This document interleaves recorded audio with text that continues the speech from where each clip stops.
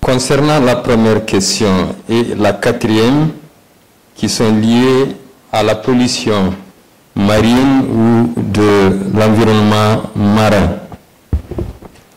La première question, c'est il y a une observation de poissons qui échouent sur les plages morts. Depuis quelques années, on a constaté effectivement un échouage de quantité de poissons, que ce soit à Nouadhibou ou ailleurs, sur le long du littoral. Les études ont montré que c'est une bactérie qui attaque principalement le mulet. Ce mulet, est-ce que parce qu'il est plus sensible que les autres, ou bien cette bactérie ne se prolifère qu'à l'intérieur des organismes de cette espèce de poisson? Ça, c'est une part de réponse. Maintenant, effectivement, il n'est pas exclu que ces dernières années, avec le déversement des eaux mal traitées ou pas traitées du tout, peuvent perturber la chimie de l'eau qui est donc aux alentours des usines, qui peut permettre une certaine mortalité. Mais en tout cas, jusque-là, ce qui a été démontré, c'est une bactérie qui tue un certain nombre d'espèces de poissons, dont le mulet. Alors, pour ce qui est de la deuxième question, quelles sont les obligations des usines de farine? Eh bien, la première obligation, c'est que toute usine doit installer un complexe avec plusieurs lignes, notamment une ligne de congélation pour favoriser les capacités de stockage, pour donner de la valeur ajoutée à nos captures, et enfin une ligne de fabrication du poisson, étant entendu que l'activité de traitement du poisson donne lieu à la génération de déchets, c'est-à-dire les viscères, les têtes, etc., les écailles, tout ça, c'est des déchets qui, normalement, doivent être conduits à la farine pour fabriquer cette farine de poisson. La règle est que 80% de cette farine doit provenir des déchets et 20% du produit frais. Mais il a été constaté que les usines qui fabriquent de la farine utilisent beaucoup plus, renversent cette règle-là, mais comme je vous l'ai dit dans l'exposé, nous avons mis en place beaucoup de mesures pour justement à ce que cette règle de pourcentage entre déchets et produits frais soit respectée. La deuxième exigence, c'est qu'il y ait des filtres pour éviter, effectivement, à un moment donné, les citoyens se sont plaints, mais je pense que depuis lors, en tout cas aujourd'hui, il n'y a pas une usine qui n'a pas installé ces filtres-là pour diminuer l'impact de ces odeurs et de ces fumées qui sortent donc de ces usines. Et enfin, ils ont l'obligation de pré-traiter ou semi-traiter les eaux avant de les rejeter dans les eaux marines. C'est-à-dire enlever tous les détritus, tous les corps solides, et les faire passer par des filtres pour enlever toute la partie protéine, le sang, etc. Rabaisser,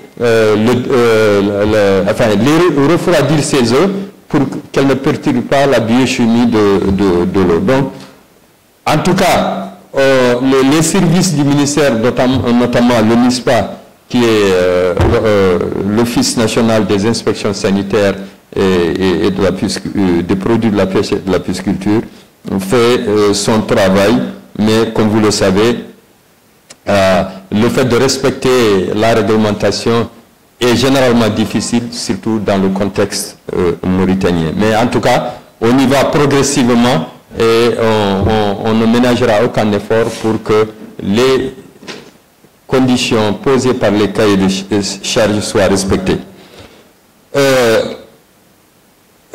sont des sanctions? Naturellement, nous avons des sanctions progressives. Il y a les avertissements. Il y a la suspension. Je vous ai dit que sur les 34 usines, il y en a 10 qui sont actuellement suspendues, qui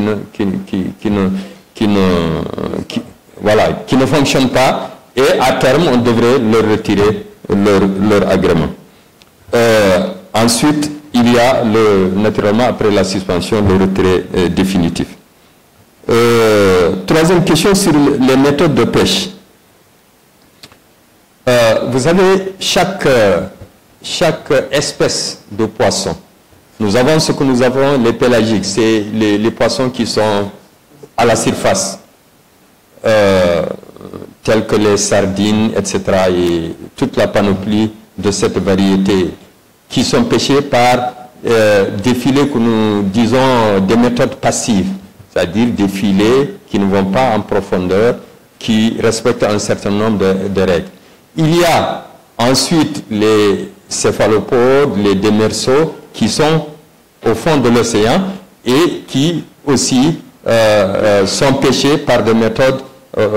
Il y a là les méthodes plus ou moins actives, il y a les scènes tournantes, il y a les filets qui font aux profondeurs et qui raclent beaucoup, et c'est effectivement, ces méthodes ne peuvent être utilisées que en haute mer, c'est-à-dire dans la pêche côtière, parce que là où il y a profondeur, il y a par exemple des jetées de 60-80 mètres qui permettent en tout cas d'éviter qu'ils descendent tout au fond pour racler le fond des océans. Donc la quatrième question, elle est liée à la première. Cinquième question. السمك غير متوفر البلاد ونرى تراجع في أداء شركة SNDP. حقيقة. ولكن ما الذي وراء هذه الحقيقة؟ وراءها أن شركة SNDP توزع كميات معطاة من طرف بعض المقاولين، خاصة المقاولين الأجانب.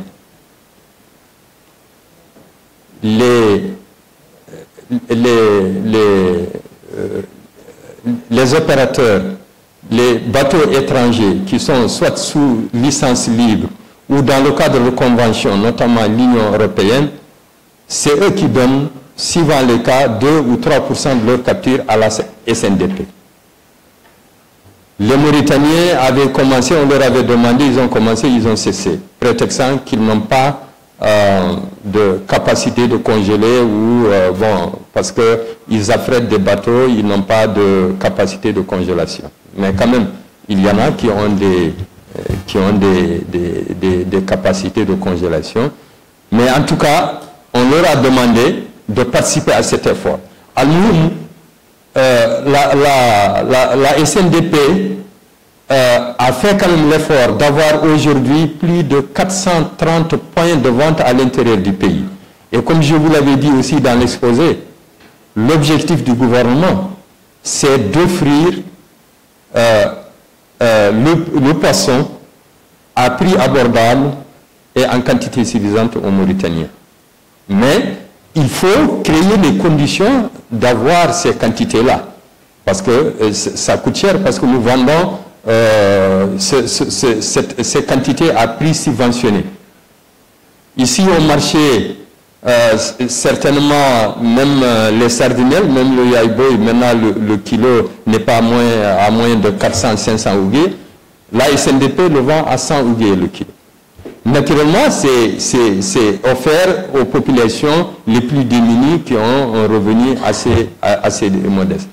Mais en tout cas, la limite de l'action de la SNDP, c'est d'avoir une quantité suffisante.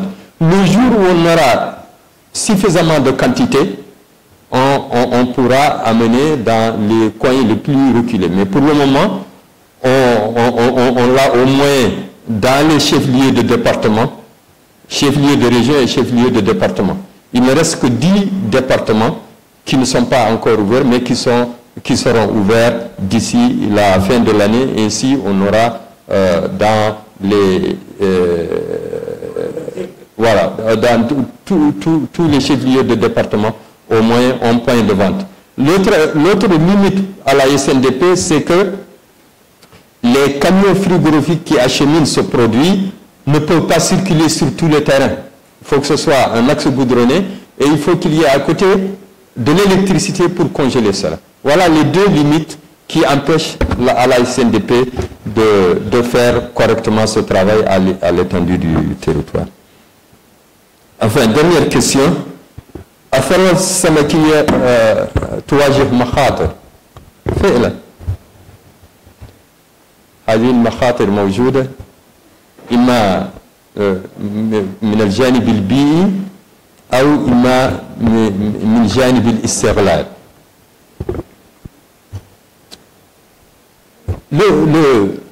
Le danger, il est de plusieurs ordres, mais on peut se limiter à ces deux aspects-là. C'est le fait qu'à un moment donné, parce qu'il y a un souci d'aménager, nous avons l'Institut mauritanien de recherche océanographique, c'est lui qui détermine combien de quantité pour chaque espèce. Et sur cette base, le ministère attribue les quotas ou les concessions à ceux qui ont le matériel ou les bateaux, ou en tout cas la capacité de pêcher et de ramener. Or, il y a eu à un moment donné, la volonté de voir effectivement faire profiter à la Mauritanie cette richesse, et comme il y a eu une méthode d'effort de pêche qui a dépassé parfois la limite. Aujourd'hui, toutes les espèces, on est vraiment à la limite du possible. Mais à chaque fois, comme on a des mesures, des outils de mesure, aussi bien au niveau de la garde-côte, de l'IMROB, de l'UNISPA, en tout cas tous les services qui suivent le processus de capture et de débarquement, à chaque fois que ça atteint les niveaux autorisés, on arrête. Je vous ai dit, par exemple, que depuis, par exemple, le début de l'année, ou depuis 2 ou 3 ans, pour le poulpe, on ne donne plus de concessions pour le poulpe, parce que on a atteint la capacité permissible.